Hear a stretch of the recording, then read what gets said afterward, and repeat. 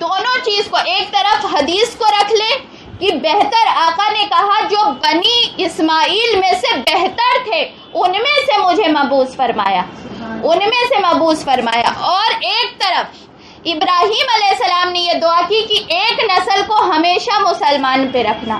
اب آپ بتائیے، فار ایگزامپل میں کہہ رہی ہوں کہ 10 لوگ کھڑے ہیں آپ کے درمیان اور 10 میں سے ایک مسلمان ہے اور 9 کافر ہے، تو اس میں سے بہتر کون ہوگا؟ کافر ہوگا کہ اس میں سے ایک مسلمان بہتر ہوگا؟ ایک مسلمان بہتر ہوگا۔ تو وہ ایک مسلمان بہتر نسل بہتر ہو، اور بہتر کا ڈیفینیشن کیا ہوتا ہے؟ کافر ہوتا ہے، مشرک ہوتا ہے۔ کافر اور مشرک کو تو بہتر نہیں کہا جائے گا، وہی نسل ہے، اس میں سے ایک مسلمان کی نسل ہے، اور بہتر آقا کہہ رہے ہیں تو بہتر کون سی نسل ہوگی؟ وہ جو اسلام پہ قائم ہوگی، یعنی وہی نسل جو اسلام پہ قائم تھی، جس کے بارے میں ابراہیم علیہ السلام نے دعا کی، اور قرآن شریف کی آیتوں میں یہ دعا آئی ہے۔ سورہ بقرہ کی آیت نمبر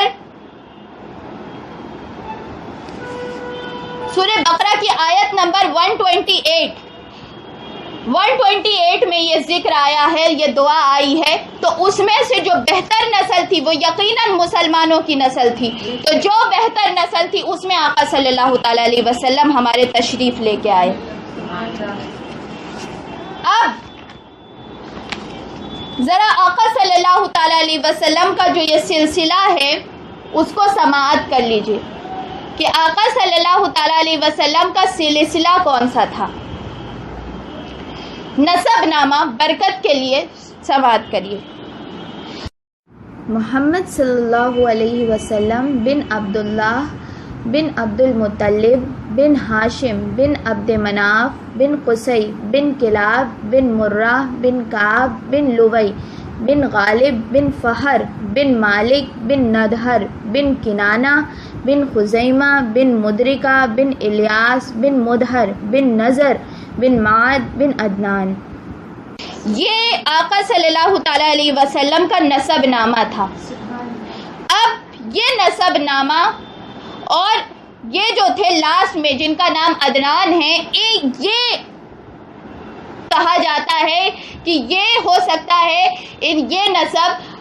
اسماعیل علیہ السلام کے یہ لڑکے تھے، یہ اولاد اسماعیل تھے، یعنی اسماعیل علیہ السلام کی اولاد تھے۔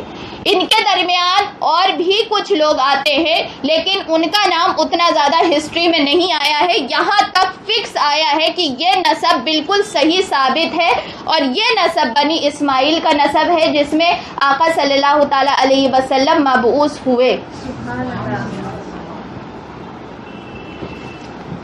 آقا صلی اللہ تعالی علیہ وسلم کے جو آقا صلی اللہ تعالی علیہ وسلم نے جس معاشرے میں آئے تو وہ معاشرہ کیسا تھا، کس طریقے کا تھا؟ جس معاشرے میں آقا صلی اللہ تعالی علیہ وسلم آئے وہ معاشرہ ظہور اسلام سے قبل، جس کو دور جاہلیت کہا جاتا ہے، اس میں آقا صلی اللہ تعالی علیہ وسلم آئے، اور کافی مطلب نبوت کا سلسلہ جو ہے وہ حضرت عیسیٰ علیہ السلام پہ رک گیا تھا، اور کافی دن تک نبی نہیں آ رہے تھے۔ تو جو دور تھا وہ بالکل کفر اور جو ہے بت پرستی کے لپیٹ میں تھا۔ ہر کوئی بت پرستی کرتا تھا، ہر کسی کے اپنے اپنے بت تھے، ہر علاقے کا ایک اپنا خدا تھا، ہر قبیلے کا ایک اپنا بت تھا، یہاں تک کہ خانہ کعبہ میں 360 بت رکھے ہوئے تھے۔ خانہ کعبہ کو بتوں سے بھر دیا گیا تھا، ہر قبیلے کا الگ الگ بت تھا، جیسے لات، منات، حبل، عزا، نائلہ اور نصر، اس طریقے کے بتوں کے نام تھے۔ یہ بت تھے جن کے نام جو ہے، اور بہت سارے بت تھے، 360 بت سارے خانہ کعبہ میں سجے رکھے تھے۔ معاشرہ ہمہ وقت بت پرستی میں مبتلا رہتا تھا، اور لوگ سورج کی بھی پوجا کرتے تھے، آنکھ کی بھی پوجا کرتے تھے، پانی کی بھی پوجا کرتے تھے، ہوا کی بھی پوجا کرتے تھے، اور ایک ایک اپنا اپنا خدا بنا کے رکھا ہوا تھا۔ کوئی خدا کا، اللہ کا جو ذکر نبیوں نے کیا تھا وہ بھولا جا چکا تھا، لوگ بھول گئے تھے اللہ کو۔ چاروں طرف دنیا کفر کے لپیٹ میں تھی، انسانیت کھو چکی تھی، لوگوں کے اندر انسانیت کا کوئی تصور نہیں تھا، کیونکہ لوگ کسی سے ڈرتے نہیں تھے، سب کا اپنا اپنا خدا تھا، وہ اپنے اپنے خدا کو اپنے طریقے سے راضی کر لیتے تھے۔ یعنی جو دوسرے خدا کا ماننے والا ہے وہ انسان ہی نہیں، ان کو مار دینا، ان کے گردنوں کو کاٹ دینا، ان کو الگ کر دینا، ان کے پاس جو ہے ہمیشہ لڑائی کرتے رہنا، یہ طریقہ تھا۔ آقا صلی اللہ تعالیٰ علیہ وسلم کی بعثت سے پہلے انصاف کا کوئی نام و نشان کہیں نہیں تھا، لوگ اپنے آپ کو حسب نسب سے بہت افضل سمجھتے تھے، حسب نسب کے اعتبار سے بڑا افضل سمجھتے تھے کہ ہم بہت بڑے، ہر کوئی اپنا نسب گنواتا تھا، ہر کوئی اپنے نسل کے اوپر اشعار کہتا تھا، ہمارے باپ ایسے، ہمارے دادا ایسے، ہمارے وہ، اور اپنے پورے نسل کے اوپر اشعار لکھے جاتے تھے، یہاں تک کہ اپنے آباء و اجداد، اپنے پردادا دادا کی بھی پوجا کیا کرتے تھے لوگ، اپنے گھروں میں ان کی بھی تصویریں اور ان کی بت بنا کے رکھ کے اس کی بھی پوجا کیا کرتے تھے۔ اور لوگ وہم اور گمان میں بہت زیادہ رہتے تھے، جیسے بدگمانی جو ہوتی نا، وہم، توہم پرستی، سپرسٹیشیس چیز پہ بہت بھروسہ کیا جاتا تھا کہ ایسا ہو گیا تو اس کا مطلب یہ خرابی ہوگی، ایسا ہو گیا تو اس کا مطلب یہ خرابی ہوگی، جیسے لوگ یہ کہتے ہیں نا کہ کالی چیز سے منحوسیت ہوتی ہے، اس سے منحوسیت ہوتی ہے، عورت سے منحوسیت ہوتی ہے، سب سے منحوس چیز عورت سمجھی جاتی تھی اس وقت، اس زمانے میں، کہ سب سے منحوس عورت یا لڑکی ہوتی ہے، کہ منحوسیت اسی سے پھیلتی ہے، یہاں تک کہ لوگ عورت کو جانور سے بھی کم درجہ دیا کرتے تھے، لوگ لڑکیوں کو زندہ دفن کر دیتے تھے، اور لڑکیوں کا پیدا ہونا معاشرے میں بڑی شرمناک بات مانی جاتی تھی، کہ جس گھر میں لڑکی ہو جاتی مانا جاتا کہ وہ گھر بہت منحوسیت والا گھر ہو چکا ہے۔ ہر کوئی جنگ کرتا، امن کا کہیں نام و نشان نہیں تھا، نسلوں سے کسی کے باپ دادا کی لڑائی تھی تو گھر والے بھی لڑتے چلے آتے، اور سکھایا جاتا تھا کہ تمہارے باپ دادا کی لڑائی، تمہارے دادا کے پردادا کی، ان کے دادا کے سب کی لڑائی جو ہے فلاں قبیلے سے تھی، تو تم ان کو ہمیشہ دشمن سمجھنا، اور ان کا شخص کہیں بھی ملے اس کو مار دینا۔ غریبوں کا کوئی پرسان حال نہیں تھا، جو غریب تھا غلاموں کو بیچا خریدا جاتا تھا، انسانوں، اور غلام کو بھی انسان نہیں سمجھا جاتا تھا، غلاموں کے گردن میں رسی ڈال کے لوگ کھینچتے ہوئے پھرتے تھے، لوگ جیسے کتے کے گردن میں رسی ڈال کے لے کے پھرا جاتا ہے، ویسے ہی غلاموں کی گردن پہ بھی رسی ڈال کے لوگ لیے پھرتے تھے، اور پیر رکھتے تھے تو غلاموں کو لٹا کے ان کے اوپر پیر رکھا کرتے تھے، اپنی جوتیوں سے مارنا، زمین پہ گھسیٹتے ہوئے لے کے جانا، ان سے بے تحاشا جانوروں کی طرح کام کروانا، ان کو پہننے کے لیے کپڑا نہ دینا، اور عبادت کے وقت ان کا یہ طریقہ تھا کہ جب عبادت کرتے، جب بتوں کی پرستش کرتے تھے، یہاں تک کہ خانہ کعبہ کا طواف جب کرتے تھے تو بغیر کپڑوں کے کیا کرتے تھے، برہنہ طواف ہوتا تھا، اور خانہ کعبہ کے طواف کے وقت سیٹیاں بجاتی جاتی تھی اور تالیاں بجائی جاتی تھیں۔ اس طریقے سے اخلاقی قدریں بالکل ختم ہو چکی تھی۔ لوگ جب جنگ کرتے تھے تو جنگ کے بعد جو لوگوں کی لاش بچتی تھی، جو لوگ قیدی ہوتے تھے، تو ان کو کیا کیا جاتا تھا، ان کے جسم کو الگ کر دیا جاتا تھا، یہ ان کا طریقہ تھا، اور انہی جسموں کے اوپر، انہی لاشوں کے اوپر دسترخوان بچھا کے شراب پی جاتی تھی۔ شراب ہر گھر میں عام تھی، جن لوگوں کی گردن کاٹی جاتی تھی ان کی گردن کو الگ کر کے ان کی کھوپڑی کو پیالہ بنا کے اس میں شراب پی جاتی تھی، اور اپنے جیت کا اس طریقے سے اعلان کیا جاتا تھا۔ تو یہ معاشرہ تھا جس میں آقا صلی اللہ تعالیٰ علیہ وسلم، یعنی انسانیت بالکل مر چکی تھی لوگوں کے اندر سے۔ اس وقت ہر انسان، ہر دل رکھنے والا، ہر سسکنے والا، ہر بلکنے والا، ہر امید رکھنے والا، ہر کمزور، ہر ناتواں بس ایک دعا کر رہا تھا کہ کوئی آ جائے، کوئی ہمیں بچانے والا آ جائے، کوئی ایسا آ جائے جو کمزوروں کو حق دلائے، کوئی ایسا آ جائے جو ہماری فریاد سنے، کوئی ہو جو ہماری بیچارگی کا چارہ بنے، کوئی ہو جو ہماری ڈوبی ہوئی کشتی کو نکال لے، کوئی ہے جو ہمارے گرتے ہوئے جسم کو تھام لے، کوئی ہمارا ہاتھ پکڑ لے، کوئی اٹھا دے، کوئی انسانیت کو پھر سے زندہ کر دے۔ تو اللہ تعالیٰ نے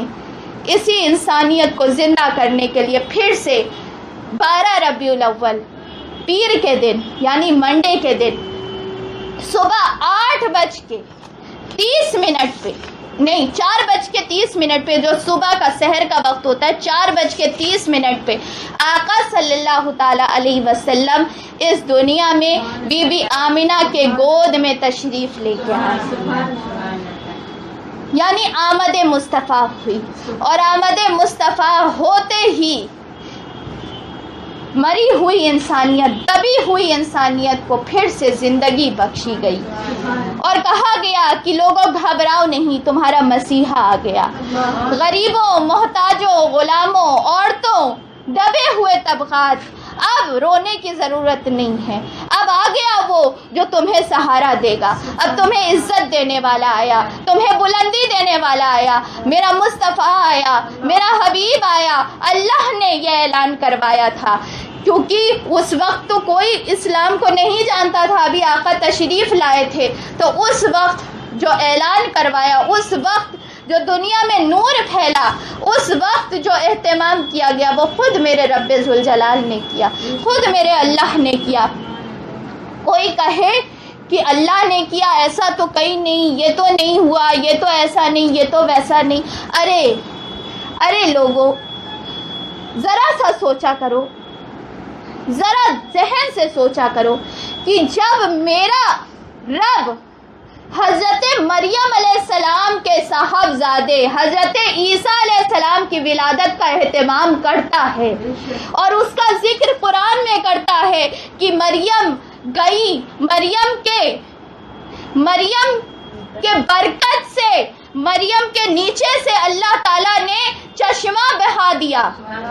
پانی کا چشمہ بہا دیا۔ مریم نے کھجور کے درخت کو چھوا تو کھجور کا درخت کھجوروں سے لد گیا، اور کھجور ان کے منہ، کھجور کا درخت، مریم علیہ السلام نیچے بیٹھی ہوئی تھی، ان کو درد ہو رہا تھا، نیچے بیٹھی تھی، کھجور کے درخت کو ہاتھ لگایا، کھجور ان کے منہ میں آئی، ہاتھ لگایا، کھجور منہ میں آ کے گری۔ تو جس اللہ نے اپنے نبی عیسیٰ کے لیے اہتمام کیا کہ چشمہ بہایا، کھجور کے درخت کو ہرا بھرا کیا، اور مریم علیہ السلام کو عیسیٰ علیہ السلام کی ولادت میں کھجور کی شیرینی عطا کی، تو وہ اللہ اپنے نبی آخر الزماں، شہنشاہ دو عالم، سارے نبیوں کے سردار کے آمد کی خوشی کیوں نہیں منا سکتا ہے؟ کیوں عیسیٰ علیہ السلام سے کہیں زیادہ حق بنتا تھا کہ مصطفیٰ صلی اللہ تعالی علیہ وسلم کی آمد کی خوشی اللہ مناتا اور لوگوں کو دکھاتا کہ لوگوں ایک عیسیٰ آیا تھا، اب عیسیٰ کا سردار آ رہا ہے، اب عیسیٰ کا بھی نبی آ رہا ہے۔ ہر کوئی عیسیٰ کا جو تھا، موسیٰ کا جو امتی تھا، وہ کہتا تھا لا الہ الا اللہ، عیسیٰ روح اللہ، لا الہ الا اللہ، موسیٰ کلیم اللہ۔ لیکن اب وہ نبی آ رہا ہے کہ جس کا کلمہ خود نبی پڑھا کرتے تھے،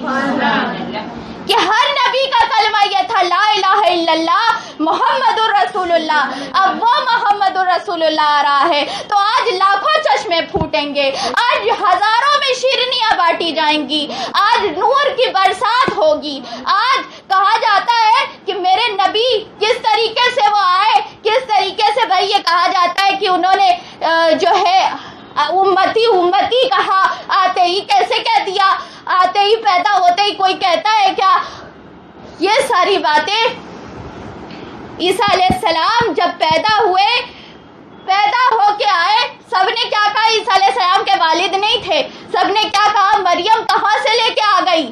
تم تو بڑی شریف خاتون ہو، کہاں سے بچہ لے کے آ گئی؟ تو اللہ نے کیا کہا مریم سے، حضرت مریم علیہ السلام سے، قرآن میں لکھا ہوا ہے کہ مریم تم نہ کہنا عیسیٰ سے پوچھو، عیسیٰ سے پوچھو۔ اور عیسیٰ علیہ السلام نے پنگھوڑے میں جواب دیا کہ میں نبی اللہ ہوں، میں نبی اللہ ہوں اور میری ماں پاک ہے۔ تو جب عیسیٰ کلام کر سکتے ہیں تو محمد مصطفیٰ کیوں نہیں کلام کر سکتے؟ میرے آقا صلی اللہ تعالی علیہ وسلم حضرت عیسیٰ علیہ السلام کے بھی بادشاہ ہیں، تو انہوں نے بھی کلام کیا، اور ان کا کلام یہ تھا کہ یا اللہ میری امت کو بخش دے، یا اللہ میری امت کو بخش دے۔ اور انشاءاللہ بہت خوبصورت منظر آمد مصطفیٰ کا انشاءاللہ کل بیان کریں گے کہ کس طریقے سے آمد ہوئی اور آمد کے بعد کیا کیا معجزات ہوئے، کس طریقے سے حضرت آمینہ رضی اللہ تعالی عنہا کو نور نظر آیا، کس طریقے سے وہ نور چاروں طرف پھیلا اور کیا کیا واقعات ہوئے، انشاءاللہ کل بیان کریں گے، اور پھر آگے کی سیرت کا بیان کل ہوگا۔ اللہ تعالی ہم سب کا حامی و ناصر ہو، اور اللہ تعالی ہمارے اس ذکر کو قبول فرمائے۔ سب لوگ ایک بار درود شریف پڑھ لیں، اللہم صلی علی سیدنا و مولانا محمد وعلی آلہ و اصحابہ وبارک وسلم وصلی علیہ، الصلاۃ والسلام علیک یا رسول اللہ، الصلاۃ والسلام علیک یا حبیب اللہ، الصلاۃ والسلام علیک یا نبی اللہ، الصلاۃ والسلام علیک یا محمد رسول اللہ وعلی آلہ و اصحابہ یا حبیب اللہ۔ سب لوگ جن کو موقع ہو وہ، ہم میٹنگ تو ختم کر رہے ہیں، جن کو موقع ہو وہ اپنے گھر میں کھڑے ہو کے اب سلام پڑھیں، اور سلام پڑھنے کے بعد آقا صلی اللہ تعالیٰ علیہ وسلم کی نسبت سے دعا مانگے۔ اللہ تعالیٰ آپ کی ساری دعاؤں